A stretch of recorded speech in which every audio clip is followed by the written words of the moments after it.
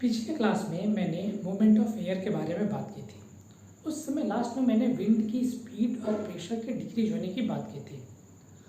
उस समय किसी का डाउट था कि विंड की स्पीड बढ़ने से प्रेशर डिक्रीज हो रहा है, इसके बारे में थोड़ा एक्सप्लेन करें।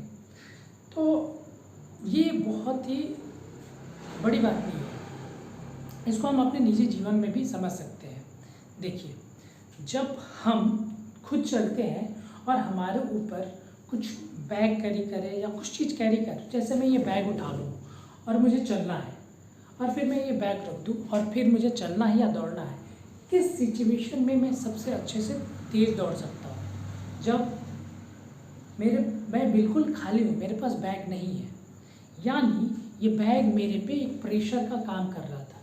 जब ये प्रेशर मेरे पे होगा और जैसे ही मेरे पास प्रेशर नहीं है, इस सिचुएशन में जब मेरे पास प्रेशर होगा मेरी स्पीड घटेगी, और जैसे ही बैग मैंने रखा और फिर दौड़ना शुरू किया तो मेरी स्पीड बढ़ी। इट मीन्स कि प्रेशर स्पीड में कॉम्प्रोमाइज कर रहा है, यानी अगर आपको मैक्सिमम स्पीड चाहिए तो उसके लिए प्रेशर डिक्रीज होना ज़रूरी है।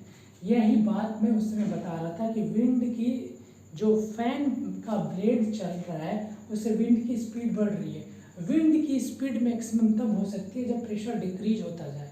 सो विंड की स्पीड बढ़ी तो प्रेशर डिक्रीज हुआ, और जहाँ पे विंड स्लो थी वहाँ पे इन कंपैरिजन टू जहाँ विंड स्लो थी वहाँ पे प्रेशर ज़्यादा था, यानी प्रेशर वहाँ पे बढ़ा हुआ था।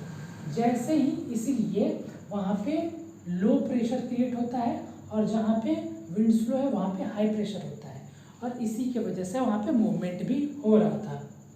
सो आप समझ गए कि अगर प्रेशर डिक्रीज हो रहा है तो विंड की स्पीड बढ़ेगी, या विंड की स्पीड बढ़ रही है तो प्रेशर डिक्रीज करेगा।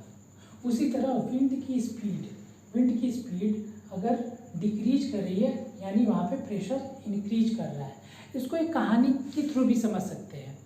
दो गधे की कहानी आपने सुनी होगी। एक गधा रुई लेकर चलता है एक बोरे में, और एक गधा नमक लेके चलता है। शुरुआत में जो रुई लेके चलता है वो बहुत स्पीड से चलता है, और जो नमक लेके चलता है बहुत स्लो चलता है। पानी में जाने के बाद रुई भारी हो जाती है और उसके बाद उस पर प्रेशर बढ़ जाता है। दूसरा, जो नमक लेके पानी से पार होता है वहाँ उसमें नमक घुल जाती है, और जैसे ही पानी को पार करता है जिसके ऊपर नमक था वो अब तेज़ी से दौड़ रहा है, और जिसके पास रुई है, जिस गधे के पास, वो चल भी नहीं पा रहा है। इसके पीछे बस लॉजिक ये है कि एक में प्रेशर अब बढ़ गया है, दूसरे पे प्रेशर बढ़ गया है जिस पे प्रेशर नहीं था। सो एक समय वो बहुत एक समय जिसके पास रुई थी वो बहुत तेज़ी से चल रहा था, अब वो धीरे चल रहा है या चल ही नहीं पा रहा है। और अब जिसके पास नमक था वो शुरुआत में धीरे चल रहा है और बाद में पानी को क्रॉस करते हुए तेज चल रहा है।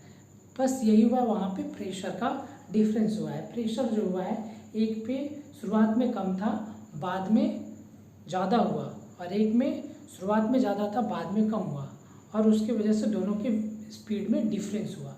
तो ये स्पीड का डिफरेंस कैसे आया? जिसमें प्रेशर कम हुआ उसकी स्पीड बढ़ी, और जिसका प्रेशर ज़्यादा हुआ उसकी स्पीड घटी।